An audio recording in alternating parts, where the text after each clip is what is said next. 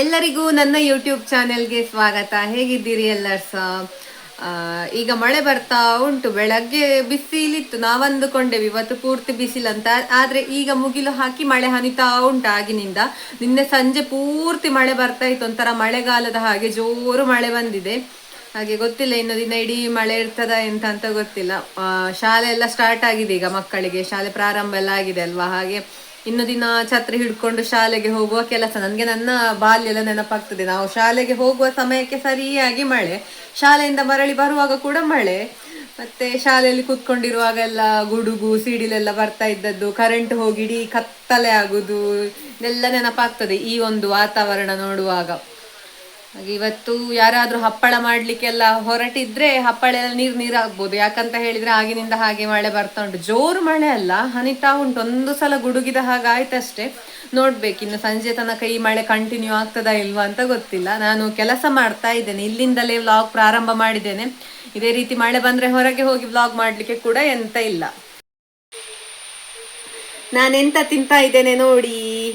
ಕೆಲವರಿಗೆ ನೋಡಿದ ತಕ್ಷಣ ಗೊತ್ತಾಗ್ಬೋದು, ಕೆಲವರಿಗೆ ಇದ್ರ ಬಗ್ಗೆ ಗೊತ್ತಿಲ್ಲದವರಿಗೆ ಇದೆಂತ ಅಂತಲೇ ಗೊತ್ತಿರ್ಲಿಕ್ಕಿಲ್ಲ ಆಯ್ತಾ. ಇದು ಮಾಂಬಳ ಅಂತ ನಮ್ಮ ಕಡೆ ಮಾಡ್ತೇವೆ ನಾವು. ಕಾಡು ಮಾವಿನ ಹಣ್ಣು ಇರ್ತದಲ್ಲ, ಕಾಟು ಮಾವು ಉಂಟಲ್ಲ, ಅದು ಪ್ರತಿ ಸಲ ಆದಾಗ ಉಂಟಲ್ಲ ಅದರ ಪಲ್ಪನ್ನೆಲ್ಲ ತೆಗೆದು ಬಿಸಿಲಲ್ಲಿ ಒಣಗಿಸಿ ಒಣಗಿಸಿ ಒಣಗಿಸಿ ದಪ್ಪ ಮಾಡಿ ಅದನ್ನು ರೋಲ್ ಮಾಡಿ ಇಡುವಂಥದ್ದು. ಅದಕ್ಕೆ ನಾವು ಮಾಂಬಳ ಅಂತ ಹೇಳುದು. ಮ್ಯಾಂಗೋ ಪಾಪಡ್ ಅಂತೆಲ್ಲ ಹೇಳ್ತಾರಲ್ಲ, ಅದೇ ರೀತಿ ದಪ್ಪ ಮಾಡ್ತೇವೆ ನಾವು. ಇದು ನಿಮ್ಗೆ ಗೊತ್ತಿರ್ಬೋದು, ಈ ವರ್ಷ ನಮ್ಮಲ್ಲಿ ಮಾವಿನ ಹಣ್ಣು ಆಗ್ಲಿಲ್ಲ, ಕಳೆದ ವರ್ಷ ಆಗಿತ್ತಲ್ಲ, ಕಳೆದ ವರ್ಷ ಮಾಡಿಟ್ಟದ್ದಿದು. ಹಾಗೆ 2-3 ವರ್ಷದ ತನಕ ಕೂಡ ಬಾಳತನ ಬರ್ತದೆ, ಇದು ಎಂತ ಹಾಳಾಗುದಿಲ್ಲ. ಹಾಗೆ ಇದು ಕಳೆದ ವರ್ಷ ಮಾಡಿದ್ದು ಸ್ವಲ್ಪ ಇರುದು. ಹಾಗೆ ಈಗ ಮಳೆ ಬರ್ತಾ ಉಂಟಲ್ಲ, ನನ್ಗೆ ತಿನ್ಬೇಕು ಅಂತ ಆಸೆ ಆಗ್ತಾ ಇತ್ತು. ಹಾಗೆ ಅಮ್ಮನ ಹತ್ರ ಕೇಳಿದೆ, ಹಾಗೆ ಅಮ್ಮ ತಂದು ಕೊಟ್ಟದ್ದು. ಈ ಸಲ ಈ ಸಲ ಮಾಡ್ಲೇ ಇಲ್ಲ, ಈ ಸಲಕ್ಕೆ ಇಲ್ಲ, ಇನ್ನು ಮುಂದಿನ ವರ್ಷ ಆದ್ರೆ ಮಾಡುವ ಅಂತ ಹೇಳ್ತಾ ಇದ್ರು ಅಮ್ಮ. ಮಳೆ ಬರ್ತಾ ಉಂಟು. ಮಳೆ ಬರುವಾಗ ಉಂಟಲ್ಲ ಈ ರೀತಿ ಮಾಂಬಳ ಮತ್ತೆ ಹಲಸಿನ ಹಣ್ಣಿದ್ದು ಹಣ್ಣಿನ ಹಪ್ಪಳ ಮಾಡ್ತಾರೆ. ಅದು ಕೂಡ ಹಾಗೆ ಅದು ಹಣ್ಣ ಪಲ್ಪ್ ಉಂಟಲ್ಲ, ಅದನ್ನು ರೌಂಡ್ಗೆ ಹಪ್ಪಳದ ರೀತಿಯಲ್ಲಿ ಹಾಕಿ ಒಣಗಿಸುದು. ಒಂದು ಬೆಕ್ಕಾಯ್ತಾ ಆಯ್ತು, ಸುಮಾರು ಒಂದು 4-5 ದಿವಸ ಅಲ್ಲ, 1 ವಾರವೇ ಆಯ್ತಂತ ಗೊತ್ತಿಲ್ಲ. ನಿಮ್ಗೆ ಅಲ್ಲಿ ಕಾಣ್ತಾ ಇರ್ಬೋದು ಟಿವಿಯಲ್ಲಿ. ಇಲ್ಲಿ ಯಾವತ್ತೂ ಸಹ ಹಾಗೆ ಕಾಫಿ ಕುಡಿಯುವಾಗ ಊಟ ಮಾಡುವಾಗ ಎಲ್ಲ ಯೂಟ್ಯೂಬಲ್ಲಿ ಹಾಕಿ ಯಾವ್ದ್ಯಾವ್ದೋ ದಿವಸದ್ದೆಲ್ಲ ನೋಡ್ತಾ ಇರ್ತಾರೆ ನಂದು ವಿಡಿಯೋ. ಬೆಕ್ಕು ನಾನು ಹೇಳಿದೆಲ್ಲ ಬೆಕ್ಕು ನಿಮ್ಗೆ ನೆನಪಿರಬಹುದಾ ಇಲ್ವಾ ಗೊತ್ತಿಲ್ಲ. ನನ್ನ ವಿಡಿಯೋ ದಿನಾ ನೋಡಿದ್ರೆ ಯಾವುದೋ ಒಂದು ವಿಡಿಯೋದಲ್ಲಿ ನಾನು ತೋರಿಸಿದ್ದೆ, ಬಾಲ ಕಟ್ಟಾದಂತ ಒಂದು ಬಿಳಿ ಬಣ್ಣದ ಬೆಕ್ಕು, ದೊಡ್ಡ ಬೆಕ್ಕು ಒಂದ್ಸಲ ಅಲ್ಲಿ ಪಾಸ್ ಆದದ್ದು ವಿಡಿಯೋ ಹಾಕಿದ್ದೆ ನಾನೊಂದು ತುಣುಕನ್ನು. ಅದೇ ಬೆಕ್ಕು ಬರುದಾಯ್ತ ದಿನಾ ಇಲ್ಲಿಗೆ. ಎಷ್ಟು ವಾಸನೆ ಅಂತ ಹೇಳಿದ್ರೆ, ಸತ್ತ ಪ್ರಾಣಿ ಕೊಳೆತಾಗ ವಾಸನೆ ಬರ್ತದಲ್ಲ, ಅದ್ರದ್ದು ತಲೆಯ ಭಾಗ ಎಂತದೋ ಸ್ವಲ್ಪ ದಪ್ಪ ಆಗಿ ಎಂತದೋ ಕೊಳೆತು ಹೋಗಿದೆ. ಎಂತ ಆದದ್ದು ಗೊತ್ತಿಲ್ಲ. ಅದು ನಮ್ಮ ಬೆಕ್ಕು ಕೂಡ ಅಲ್ಲ. ಇಲ್ಲಿ ನಮ್ಮದೊಂದು ಬೆಕ್ಕು ನಾನು ತೋರಿಸ್ತೇನಲ್ಲ, ಅದು ಮಾತ್ರ ಇರುದಾಯ್ತಾ. ಈಗ ಸುಮಾರು 4-5 ದಿವಸ ಆಯ್ತು. ಎಲ್ಲಿಂದ ಅದರ ಮನೆಯಿಂದ ಅದನ್ನು ಅಟ್ಟಿದ್ದಾರೆ ಅಂತ ಗೊತ್ತಿಲ್ಲ. ಅಂತ ಹೇಳಿದ್ರೆ ಹೊರಗೆ ಕಳುಹಿಸಿದಾರ ಗೊತ್ತಿಲ್ಲ. ನಮ್ಮ ಮನೆಗೆ ನಮ್ಮದು ಮನೆ ತುಂಬಾ ಅಟ್ಟೆ ಎಲ್ಲ ತುಂಬಾ ಜಾಗ ಉಂಟು, ದೊಡ್ಡದು ಅಟ್ಟೆ ಎಲ್ಲ ಉಂಟು. ಹಾಗೆ ಅಲ್ಲಲ್ಲಿ ಹೋಗಿ ಮಲಗುದು. ನಮ್ಗೆ ಅದು ಬಂದ್ರೆ ಇಲ್ವಾ ಗೊತ್ತಾಗ್ತದೆ, ವಾಸನೆ ಬರುದು, ಒಂಥರ ಮನೆಯೊಳಗೆ ವಾಸನೆ ಬರುದು. ಅಪ್ಪ ಮೊನ್ನೆಯಿಂದ ಹಾಗೆ ವಾಸನೆ ಬರ್ತಾ ಉಂಟು, ಬೆಕ್ಕು ಬಂದಿದ ಅಂತ ಇಲ್ಲೆಲ್ಲ ಹುಡುಕಿಕೊಂಡು ಹೋಗುದ್ರೆ ಅಟ್ಟದಲ್ಲಿ ಇರ್ತದೆ, ಇಲ್ಲಾದ್ರೆ ಮಂಚದ ಅಡಿಯಲ್ಲಿ ಇರ್ತದೆ, ಅಥವಾ ಎಲ್ಲಿಯಾದ್ರೂ ಇರ್ತದೆ ಮಲಗಿಕೊಂಡೆಲ್ಲ ಆಯ್ತಾ. ಯಾಕೆ ನಮ್ಮಲ್ಲಿಗೆ ಬರುದು ಗೊತ್ತಿಲ್ಲ. ನಮ್ಮಲ್ಲಿ ಬೆಕ್ಕು ಉಂಟಲ್ಲ ಒಂದು, ಅದು ಅದಕ್ಕೆ ಊಟ ಮಾಡ್ಲಿಕ್ಕೆ ತಟ್ಟೆಯಲ್ಲಿ ಅನ್ನ ಹಾಕ್ತಾರೆ, ಆ ತಟ್ಟೆಯಿಂದ ಅನ್ನ ಕೂಡ ತಿಂತದೆ, ಮತ್ತೆ ಇಲ್ಲಿ ಬಂದು ಮಲಗುದು. ಅದನ್ನು ಎಷ್ಟು ಸಲ ಇಲ್ಲಿಂದ ಓಡಿಸೋ ಪ್ರಯತ್ನ ಮಾಡಿದ್ರು ಕೂಡ ಉಂಟಲ್ವಾ, ರಾತ್ರಿ ಆಗುವಾಗ ರೆಡಿ ಇರ್ತದೆ. ರಾತ್ರಿ ಬಂದು ಚಂದ ಮಲಗಿದ ನಂತರ ಬೆಳಿಗ್ಗೆ ಇಷ್ಟೊತ್ತಿಗೆ ನಾವು ಅದನ್ನು ಹುಡುಕಿ ಅದನ್ನು ಅಂದ್ರೆ ಕಳಿಸ್ಬೇಕು ಇಲ್ಲಿಂದ. ನಾವು ಅದಕ್ಕೆ ಅಟ್ಟುದು ಅಂತ ಹೇಳುದು. ಹಾಗೆ ಅದನ್ನು ಸಾಕ್ಲಿಕ್ಕೆ ನಮಗೆ ನಿಜಕ್ಕೂ ಇಷ್ಟ ಇಲ್ಲ. ಯಾಕಂತ ಹೇಳಿದ್ರೆ ನಮ್ಮ ಬೆಕ್ಕು ಅಲ್ಲೇ ಅಲ್ಲ ಅದು. ಆ ರೀತಿ ರೋಗಗ್ರಸ್ತ ಬೆಕ್ಕನ್ನೆಲ್ಲ ಸಾಕಿ ಅದ್ರ ಸಾಕಿ ಎಂತ ಪ್ರಯೋಜನ ಉಂಟು ನಮಗೆ? ಸುಮ್ಮನೆ ನಮಗೆ ಹಿಂಸೆ ಆಗ್ತದೆ ಅದು ನೋಡುವಾಗ್ಲೇ. ಯಾರ ಬೆಕ್ಕು ಅಂತ ಗೊತ್ತಿಲ್ಲ ಆಯ್ತಾ, ಅದು ಯಾಕೆ ನಮ್ಮ ಮನೆಗೆ ಬರ್ತದೆ ಅಂತ. ಇಲ್ಲಿ ಎಲ್ಲ ಬೆಕ್ಕುಗಳು ಹಾಗೆ, ಎಲ್ಲಿ ಸಿಗದಿದ್ರೆ ಮತ್ತೆ ನಮ್ಮ ಮನೆಯಲ್ಲಿ ಬಂದು ಫಿಕ್ಸ್ ನೆಲೆ ಕೂತ್ಕೊಳ್ಳುದು. ಅದು ಒಂಥರ ವಾಸನೆ, ಅದು ಬೆಕ್ಕು ಅಟ್ಟದಲ್ಲಿದ್ರು ಕೂಡ ಕೆಳಗೆ ಅಲ್ಲೆಲ್ಲ ಹೋಗುವಾಗ ವಾಸನೆ ಬರ್ತದೆ. ಈ ಬೆಕ್ಕು ಎಲ್ಲಿಯೋ ಉಂಟಂತ ಹೇಳಿ ಮತ್ತೆ ಹುಡುಕಿಕೊಂಡು ಹೋಗುದು. ಹೀಗೆಲ್ಲ ಕತೆ ಆಗಿದೆ. ಒಂದು ತಲೆನೋವು ನಮಗೆ ಅದಾಯ್ತಾ. ಅದಿನ್ನು ಸಾಯ್ಬಹುದಂತ ಕಾಣ್ತದೆ. ಯಾಕಂತ ಹೇಳಿದ್ರೆ ಆ ರೀತಿ ಬ್ರೈನ್ ಅಥವಾ ತಲೆದ್ದು ಪಾರ್ಟ್ ಎಲ್ಲ ಕೊಳೆತು ಹೋಗ್ತಾ ಉಂಟು ಕಾಣ್ತದೆ ಅದ್ರದ್ದು. ಎಂತ ಹತ್ರದಿಂದ ಅಂತೂ ನಾನು ನೋಡ್ಲಿಲ್ಲ, ನನ್ಗೊಂಥರ ಆಗ್ತದೆ, ನನ್ಗೆ ಕಾಣ್ಲಿಕ್ಕೆ ಕೂಡ ಸಿಗುದಿಲ್ಲ ಅದು ಹಾಗೆ. ಮಳೆ ನಿಂತಿತು. ಆಗ ಮಳೆ ಬರ್ತಾ ಇತ್ತು, ಇಡೀ ದಿನ ಮಳೆ ಬರ್ತದ ಅಂತ ಅಂದುಕೊಂಡಿದ್ದೆವು. ಈಗ ಬಿಸಿಲು ಅಂತ ಎಂತ ಇಲ್ಲ, ಒಂಥರ ಮುಗಿಲು ಮುಗಿಲು ವಾತಾವರಣ ಉಂಟು. ನನಗೆ ನನ್ನ ಮುಖ ನೋಡಿದಾಗ ಒಂಥರ ಕಾಣ್ಬೋದು ನಿಮ್ಗೆ, ನನಗೆ ಅಕ್ಷಿ ಬರ್ತಾ ಉಂಟು, ಆಗಿನಿಂದ ಸೀನ್ತಾ ಇದ್ದೇನೆ. ಬಹುಶಃ ಶೀತ ಆಗುವ ಲಕ್ಷಣ, ನಿನ್ನೆಯ ಮಳೆಯ ಪ್ರಭಾವವೇ ಎಂತ ಗೊತ್ತಿಲ್ಲ. ಯೂಶ್ವಲಿ ನನಗೆ ಹಾಗೆ ಮಳೆಯಿಂದ ಹಾಗೆಲ್ಲ ಎಂತ ಆಗೋದಿಲ್ಲ. ನಾನು ನಿಲ್ಲಿಕ್ಕೆ ಕೂಡ ಹೋಗಲಿಲ್ಲ, ಎಂತ ಗೊತ್ತಿಲ್ಲ, ಎಂತ ವಾತಾವರಣದ ದೆಸೆಯಿಂದಲೋ ಏನೋ ಗೊತ್ತಿಲ್ಲ, ಶೀತ ಆಗುವ ಲಕ್ಷಣ ಉಂಟು. ಹಾಗೆ ಕಡಿಮೆ ಆಗಿ ಹೋಗಲಿ ಅಂತ ಬೇಡಿಕೊಳ್ಳೋದು ನಾನು. ಮತ್ತೆ ಮೊನ್ನೆ ಶ್ರೀವಿಕಾನ ಅಮ್ಮ ಪವಿತ್ರ ಅತ್ತಿಗೆ ಇದ್ದಾರಲ್ಲ, ಅವರೊಂದು ವಿಡಿಯೋ ಕಳಿಸಿದ್ರು ನನಗೆ. ಶ್ರೀವಿಕಾ ನನ್ನನ್ನು ಇಮಿಟೇಟ್ ಮಾಡು, ನಿಮಗೆ ಹಲಸಿನ ಹಣ್ಣಿನ ಸೊಳೆ ಗೊತ್ತುಂಟಾ ಅಂತ. ಹಾಗೆ ಅವಳು ಅಲ್ಲಿ ಅತ್ತಿಗೆ ಇದ್ದಾರಲ್ಲ, ಅವರು ಹಲಸಿನ ಹಣ್ಣು ಇದು ಮಾಡುವಾಗ ಅವಳ ಪಾಡಿಗೆ ಹೇಳುದಂತೆ, ನಿಮಗೆ ಹಲಸಿನ ಹಣ್ಣು ಗೊತ್ತುಂಟಾ ಅಂತ. ನಾನು ನನ್ನ ಇನ್ಸ್ಟಾಗ್ರಾಮ್ ಅಕೌಂಟಲ್ಲಿ ಈ ಥರದ್ದೆಲ್ಲ ವಿಡಿಯೋ ಹಾಕ್ತೇನಲ್ವ, ಎಲ್ಲ ಒಂದೊಂದು ನಮ್ಮ ಭಾಗದ ಹಣ್ಣು ಹಂಪಲುಗಳು ಅಥವಾ ಎಂತಾದ್ರೂ ಹೊಸ ಹೊಸ ವಿಶೇಷ ಇದನ್ನೆಲ್ಲ ತೋರಿಸ್ತೇನಲ್ಲ, ಅದನ್ನು ಅವಳು ಕೂಡ ನೋಡ್ತಾಳಂತೆ. ಅದನ್ನು ನೋಡಿ ನೋಡಿ ಅವಳು ನನ್ನನ್ನು ಇಮಿಟೇಟ್ ಮಾಡಿದ್ದು. ಹಾಗೆ ಅದನ್ನು ಮತ್ತೆ ವಾಪಸ್ ಅವಳ ಇದು ಹೇಳುದನ್ನ ಅತ್ತಿಗೆ ವಿಡಿಯೋ ಮಾಡಿ ನನಗೆ ಕಳಿಸಿದ್ರೆ, ಅದನ್ನ ನಾನು ನಿಮ್ಗೆ ಇಲ್ಲಿ ಎಕ್ಸ್ಟ್ರಾ ಕ್ಲಿಪ್ಪಿಂಗ್ ಹಾಕ್ತೇನೆ, ಆಯ್ತಾ, ಒಂದು ತೋರಿಸ್ತೇನೆ.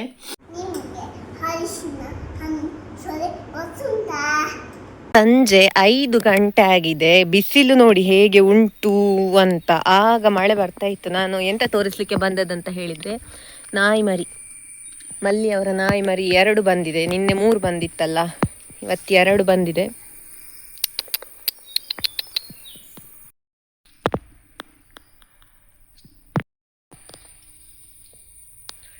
ಇದು ನಮ್ಮ ಬೆಕ್ಕು, ಇದರ ಫ್ರೆಂಡ್ ಇನ್ನೊಂದು ಬರುದು, ಬಿಳಿ ಬೆಕ್ಕು. ಎಲ್ಲಿ ಹೋಗಿದೆ ಗೊತ್ತಿಲ್ಲ, ಇವತ್ತು ಬೆಳಿಗ್ಗೆ ಇತ್ತು.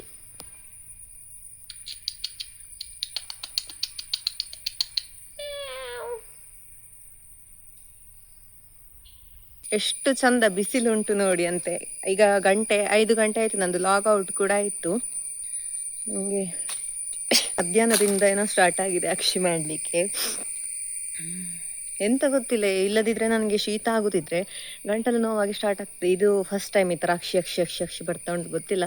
ಶೀತ ಆಗೋದು ಬೇಡ ಅಂತ ಪ್ರಾರ್ಥನೆ. ನನಗೆ ಎಂತ ಖುಷಿಯಾದದ್ದಂತ ಹೇಳಿದರೆ, ಬಿಸಿಲಾಯ್ತು. 5 ಗಂಟೆಗೆ ನಮ್ಮ ಅಂಗಳದಲ್ಲಿ ಇಷ್ಟು ಬಿಸಿಲಿರುವುದಿಲ್ಲ ಯಾವತ್ತೂ ಕೂಡ.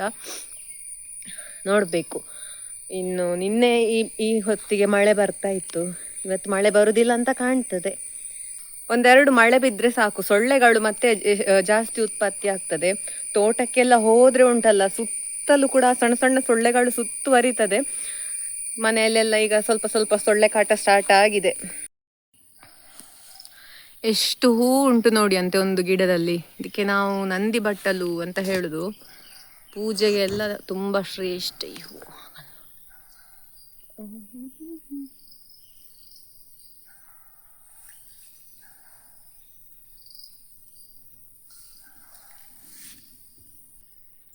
ನಾವೆಲ್ಲ ಸಣ್ಣದಿರುವಾಗ ಉಂಟಲ್ಲ, ಈ ಹೂವಿನಿಂದ ಹೂ ಮಾಲೆ ಕಟ್ಟಲಿಕ್ಕೆ ಕಲ್ತದ್ದು.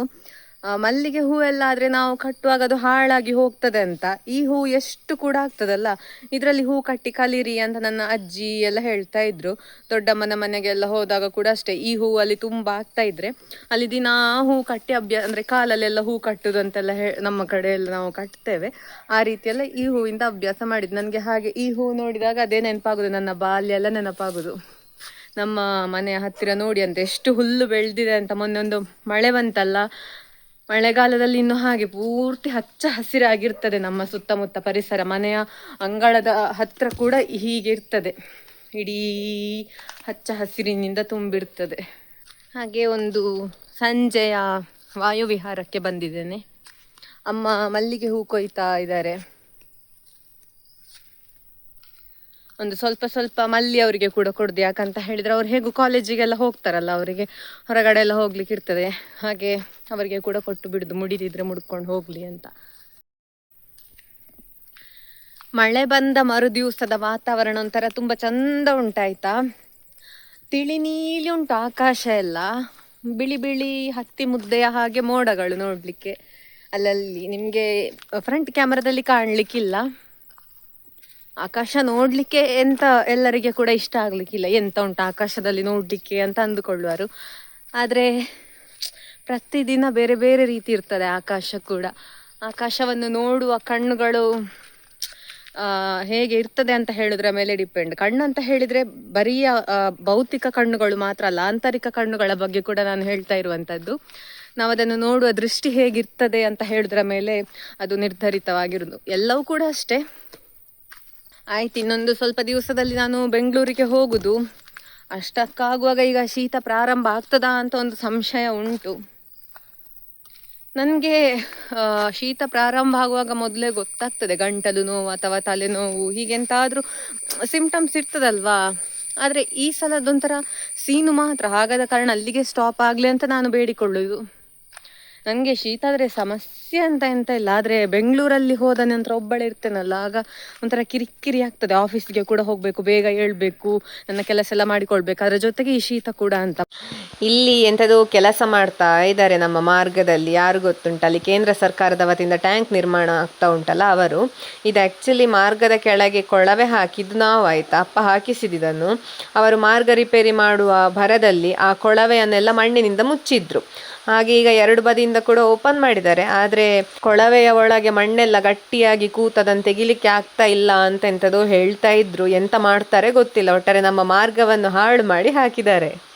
ಅಲ್ಲಿ ಯಾರೋ ಕೆಲಸ ಮಾಡ್ತಾ ಇದ್ದಾರೆ ಇನ್ನು ಕೂಡ, ಅವರು ಟ್ಯಾಂಕ್ ನಿರ್ಮಾಣ ಆಗ್ತಾ ಉಂಟಲ್ಲ ಅವರೇ ಕಾಣಬೇಕು. ಮಾರ್ಗ ಹಾಳು ಮಾಡಿ ಕೊಟ್ಟಿದ್ದಾರೆ, ಸರಿ ಮಾಡಿ ಕೊಡಬೇಕು. ಅಲ್ಲಿ ಮಾರ್ಗದ ಅಡಿಯಲ್ಲಿ ನಾವು ಸಿಮೆಂಟ್ ಇದ್ದು ಪೈಪ್ ಹಾಕಿದ್ದೆವು, ಅಪ್ಪನೇ ತಂದು ಮಾಡಿಸಿದದನ್ನು ನಿಜವಾಗ್ಲೂ. ಹಾಗೆಲ್ಲ ಹಾಕಿ ಅಂತ ಹೇಳಿದ್ರೆ ಇಡೀ ಮಾರ್ಗ ಹಾಳಾಗ್ತಾ ಇತ್ತು. ಪ್ರತಿ ಮಳೆಗಾಲದಲ್ಲಿ ಮೇಲೆ ಮಾರ್ಗದಿಂದ ಬಂದ ನೀರೆಲ್ಲ ನೇರವಾಗಿ ಮಾರ್ಗದಲ್ಲೇ ಹೋಗ್ತಾ ಇತ್ತು. ಅದಕ್ಕೆ ಒಂದು ಸೈಡಲ್ಲಿ ಬದುಗಳನ್ನೆಲ್ಲ ನಿರ್ಮಿಸಿ ನೀರು ಹೋಗುವಂತಹ ವ್ಯವಸ್ಥೆ ಎಲ್ಲ ಎಂತ ಇರಲಿಲ್ಲ. ಅದಕ್ಕೋಸ್ಕರ ಹಾಗೆ ಮಾಡಿಸಿದ್ರಾಯ್ತಾ. ಇವರೆಂತ ಮಾಡಿದ್ರು, ಇಡೀ ಮಾರ್ಗವನ್ನು ಚಂದ ಮಾಡುವ ನೆಪದಲ್ಲಿ ಆ ಕೊಳವೆ ಉಂಟಲ್ಲ, ಸಿಮೆಂಟ್ ಇದ್ದು ಕೊಳವೆ, ಅದರ ಎರಡು ಬದಿಗೆ ಕೂಡ ಮಣ್ಣೆಲ್ಲ ಮುಚ್ಚಿ ಅದು ಸಿಕ್ಕಿಯೇ ಇರಲಿಲ್ಲ. ಈಗ ಮಳೆ ಬಂದಾಗೆಲ್ಲ ಮಾರ್ಗದಲ್ಲೇ ನೀರು ಹೋಗ್ತಾ ಇತ್ತು. ಹಾಗೆ ಇವತ್ತು ತುಂಬ ಪ್ರಯತ್ನ ಮಾಡಿ ಮಾಡಿ ಆ ಮಣ್ಣುಗಳನ್ನೆಲ್ಲ ತೆಗೆದು ಈಗ ಕೊಳವೆಯ ಬಾಯಿ ಮತ್ತು ಈ ಕಡೆ ಎರಡು ಕಡೆ ಕೂಡ ಓಪನ್ ಆಗುವ ಹಾಗೆ ಎಲ್ಲ ಮಾಡಿದ್ದಾರೆ. ನೋಡುವ ಎಂತೆಲ್ಲ ಆಗ್ತದೆ ಅಂತ. ಒಂದು ಮಾರ್ಗವನ್ನು ಹಾಳು ಮಾಡಿದರೆ ಸಾಕಾಗೋದಿಲ್ಲ, ಅದನ್ನು ಸರಿ ಕೂಡ ಮಾಡಿ ಕೊಡಬೇಕು. ನಾನು ಸರಿ ಮಾಡೋದು, ಅದು ಹಾಳು ಮಾಡಿದಷ್ಟು ಸುಲಭದಲ್ಲಿ ಆಗೋದಿಲ್ಲ ಅಂತ ಹೇಳೋದು ಸ್ವಲ್ಪ ಗೊತ್ತಾಗಬೇಕು ಅವರಿಗೆ. ವಿಡಿಯೋದಲ್ಲಿ ಮಲ್ಲಿಯನ್ನು ಕಾಣದೆ ತುಂಬ ದಿವಸ ಆಯ್ತಲ್ಲ, ಅವರಿಗೀಗ ಕಾಲೇಜ್. ಮೊನ್ನೆ ರಜೆ ಇದ್ದವತ್ತು ಎಲ್ಲಿಯೋ ಸಂಬಂಧಿಕರ ಮನೆಗೆ ಹೋಗಿದ್ರು, ಹಾಗೆ ಈಗ ಕಾಲೇಜಿಗೆ ಹೋಗ್ತಾ ಇದ್ದಾರೆ. ನಾನು ಅವರಿಗೆ ರಜೆ ಸಿಗುವಾಗ ನಾನು ಬೆಂಗಳೂರಿಗೆ ಹೋಗ್ತೇನೆ, ಹಾಗೆ ಮತ್ತೆ ಬರುವಾಗ ಮತ್ತೆ ಕೆಲಸ ಸ್ಟಾರ್ಟ್ ಆಗ್ತದೆ ನನಗೆ. ಹೀಗೆ ನಿನ್ನೆ ಒಂದ್ಸಲ ಅವಳ ತಂಗಿ ಬಂದಿದ್ಲು, ಮಲ್ಲಿಯ ತಂಗಿ ಬಂದಿದ್ಲು ಮಲ್ಲಿಗೆ ತಕೊಂಡು ಹೋಗ್ಲಿಕ್ಕೆ ಅಂತ. ಮೊನ್ನೆ ಒಂದ್ಸಲ ಬಂದಿದ್ಲು ಮಲ್ಲಿ, ಆದರೆ ವಿಡಿಯೋ ಮಾಡ್ಲಿಕ್ಕೆ ಆಗಲಿಲ್ಲ ನನಗೆ. ನೋಡಬೇಕು. ಹಾಗೆ ನನಗೆ ಫ್ರೀ ಇರುವಾಗ ಅವರಿಗೆ ಫ್ರೀ ಇರೋದಿಲ್ಲ, ಅವರಿಗೆ ಫ್ರೀ ಇರುವಾಗ ನನಗೆ ಫ್ರೀ ಇರೋದಿಲ್ಲ, ಹಾಗೆ ಆಗ್ತದೆ ಈಗ. ನಾನು ಇನ್ಸ್ಟಾಗ್ರಾಮಲ್ಲಿ ಒಂದು ಪೋಸ್ಟ್ ನೋಡಿದೆ ಆಯಿತಾ, ನಮ್ಮ ಬಾಲ್ಯದ ಕಾಲದ್ದು. ಜೂನ್ 1 ಪ್ರತಿ ಆಲ್ಮೋಸ್ಟ್ ಎಲ್ಲ ಮಕ್ಕಳ ಜೂನ್ 1 ದಿನ ಹೇಗಿರ್ತದೆ ಅಂತ ಹೇಳಿದರೆ, ಪಟ್ಟಿ ಬರೆಯುವುದು ಎಂಥದ್ದು, 3 ಗೆರೆ ಕಾಪಿ ಪುಸ್ತಕ, 100 ಪುಟದ ಖಾಲಿ ಪುಸ್ತಕ, 100 ಪುಟದ ಗೆರೆ ಪುಸ್ತಕ, ಮತ್ತು ಚೌಕುಳಿ ಪುಸ್ತಕ, ಹಾಗೆ 4 ಗೆರೆ ಕಾಪಿ, ಮಗ್ಗಿ ಪುಸ್ತಕ, ಭೂಪಟ, ನಕಾಶೆ, ಮತ್ತು ಇಂಥದ್ದೆಲ್ಲ ಲಿಸ್ಟ್ಗಳು ಬರಿತಾ ಇದ್ವಿ ಅಲ್ಲ. ನನಗೆ ಅದು ನೋಡಿದಾಗ ಉಂಟಲ್ಲ, ಈ ವಾತಾವರಣಕ್ಕೆ ಆ ನೆನಪು ಒಂಥರ ಪೂರಕವಾಗಿತ್ತು. ನಾವು ಶಾಲೆಗೆ ಹೋಗುವ ಅಂತ ಹೇಳಿದ್ರೆ ಪ್ರಾರಂಭದ ದಿನ ಇರ್ತದಲ್ಲ, ಆಗ ಹೀಗೆ ಜೋರು ಮಳೆ ಬರ್ತಾ ಇರ್ತದೆ, ಒಂಥರ ಮುಗಿಲು ಮುಗಿಲು ವಾತಾವರಣ ಇರ್ತದೆ.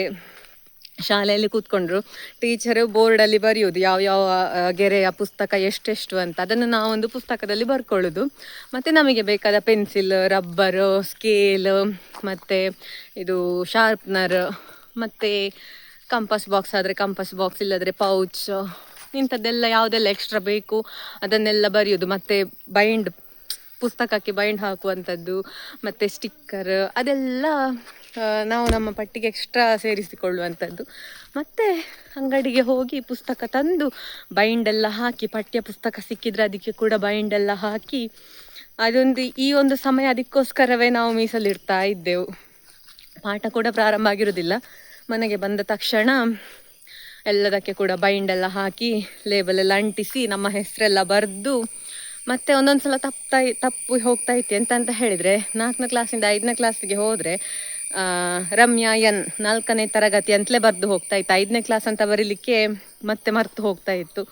ಅವರು ಕೆಲಸ ಮಾಡುವವರು ಬಂದರು ಕಾಣ್ತಿದೆ, ನನಗೆ ಶಬ್ದ ಕೇಳಿತು ಮಾತನಾಡಿದ ಹಾಗೆ. ನಾನಿನ್ನು ಮನೆಗೆ ಹೋಗ್ತೇನೆ, ಸಾಕು ಇವತ್ತಿದ್ದು ವಾಯುವಿಹಾರ ಮುಗೀತು. ನನಗೆ ಸೀನು ಬಂದ ಹಾಗೆ ಆಗ್ತಾ ಉಂಟು ಆಗಿನಿಂದ. ಮೊನ್ನೆ ಆದೀಶ್ ಅವರ ಮನೆಯಿಂದ ತಂದ ಹಲಸಿನ ಹಣ್ಣು ಉಂಟಲ್ಲ, ಅದು ಹಣ್ಣಾಗಿದೆ. ಹಾಗೆ ಅಪ್ಪ ಈಗ ತೋಟಕ್ಕೆ ಹೋಗಿದ್ದಾರೆ. ಅಪ್ಪ ತೋಟದಿಂದ ಬಂದ ನಂತರ ನಮ್ಮದು ಸಂಜೆ ಚಹಾ ಎಲ್ಲ ಕುಡ್ದಾದ ನಂತರ ಆ ಹಣ್ಣನ್ನು ತುಂಡು ಮಾಡಿ ಅದಕ್ಕೆ ಉಪ್ಪಿನಕಾಯಿ ಹಾಕಿ ತಿನ್ಬೇಕು. ಎಷ್ಟು ಒಳ್ಳೆ ಟೇಸ್ಟ್ ಅಂತ ಹೇಳಿದ್ರೆ, ನನಗೆ ಗೊತ್ತಿಲ್ಲ ಈ ವಿಚಾರ ಸಾಕಷ್ಟು ಜನರಿಗೆ ಗೊತ್ತುಂಟ ಇಲ್ವಾ ಅಂತ. ತುಳುವ ಹಲಸಿನ ಹಣ್ಣು ಅಂತ ನಾನು ಮೊನ್ನೆ ಹೇಳಿದ್ದೆಲ್ಲ, ಅದಕ್ಕೆ ಉಪ್ಪಿನಕಾಯಿಯನ್ನು ಸೇರಿಸಿ ತಿನ್ಬೇಕು. ಎಂತ ಟೇಸ್ಟ್ ಅಂತ ಹೇಳಿದ್ರೆ, ಅದು ಜಾಸ್ತಿ ಸಿಹಿ ಇರೋದ್ರಿಂದ ಅದಕ್ಕೆ ಸ್ವಲ್ಪ ಖಾರ ಹುಳಿ ಎಲ್ಲ ಸೇರಿದ್ರೆ ತುಂಬಾ ಚಂದ ಆಗ್ತದೆ. ಕೆಲವರು ಹಲಸಿನ ಹಣ್ಣಿಗೆ ಜೇನು ಹಾಕಿ ಕೂಡ ತಿಂತಾರೆ. ಹಾಗೆ ನಮ್ಮಲ್ಲಿ ಉಪ್ಪಿನಕಾಯಿ ಹಾಕಿ ತಿನ್ನುದು. ನಾನು ಮತ್ತೆ ತೋರಿಸ್ತೇನೆ ಆಯ್ತಾ, ತುಂಡು ಮಾಡಿ ಆದ ನಂತರ. ನನ್ಗೆ ಈಗಲೇ ಬಾಯಲ್ಲಿ ನೀರು ಬರ್ತಾ ಉಂಟು. ನನಗೆ ಅಷ್ಟು ಕೂಡ ಇಷ್ಟ ಆ ಕಾಂಬಿನೇಷನ್ ಅಂತ ಹೇಳಿದ್ರೆ. ಹಾಗೆ ಯಾರ ಕಡೆ ಎಲ್ಲ ಈ ರೀತಿ ಹಲಸಿನ ಹಣ್ಣಿಗೆ ಉಪ್ಪಿನಕಾಯಿ ಹಾಕಿ ತಿಂತೀರಿ, ಅದು ತುಂಬಾ ಸ್ವೀಟ್ ಆಗಿರ್ಬೇಕು ಹಲಸಿನ ಹಣ್ಣು, ಆಗ ಮತ್ತೆ ಕೂಡ ತುಂಬಾ ಟೇಸ್ಟಿ ಆಗ್ತದೆ. ಹಾಗೆ ನಮ್ಮ ಚಂಪಿ ಮತ್ತೆ ಮಂಗಳೆಯನ್ನು ತೋರಿಸದೆ ತುಂಬಾ ದಿವಸ ಆಯ್ತು ಅಂತ ಅಂದುಕೊಳ್ತೇನೆ. ಯಾರಾದ್ರೂ ಅವರನ್ನು ಮಿಸ್ ಮಾಡಿಕೊಳ್ತಿದ್ರೆ ಅಂದುಕೊಳ್ತಾ ಇರುವರು. ತುಂಬಾ ದಿವಸ ಆಯ್ತು ಹಸು ಮತ್ತೆ ಕರುವನ್ನು ತೋರಿಸದೆ ಅಂತ. ತೋರಿಸ್ತೇನೆ.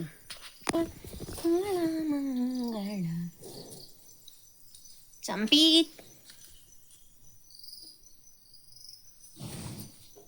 ತಿನ್ಲಿಕ್ಕೆ ಎಂತ ಆದ್ರೂ ಉಂಟಾ ಅಂತ ನೋಡುದು, ತಿನ್ನುದಲ್ಲ ಅದು ಮೊಬೈಲು.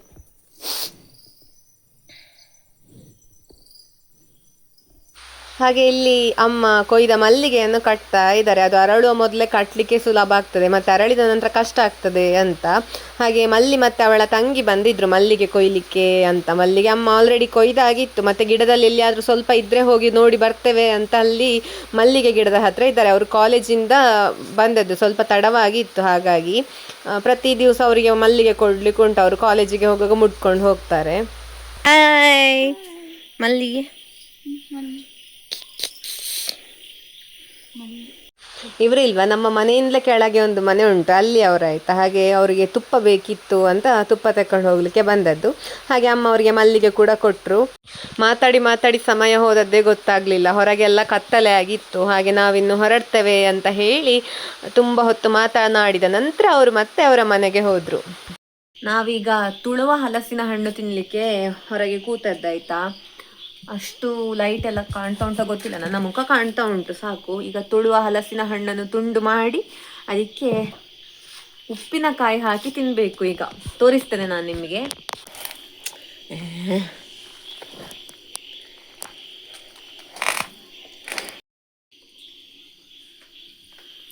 ಒಳ್ಳೆ ಪರಿಮಳ ಉಂಟು, ಹಾಗೆ ಒಳ್ಳೆ ಸಿಹಿ ಕೂಡ ಉಂಟು ಈ ಹಣ್ಣು.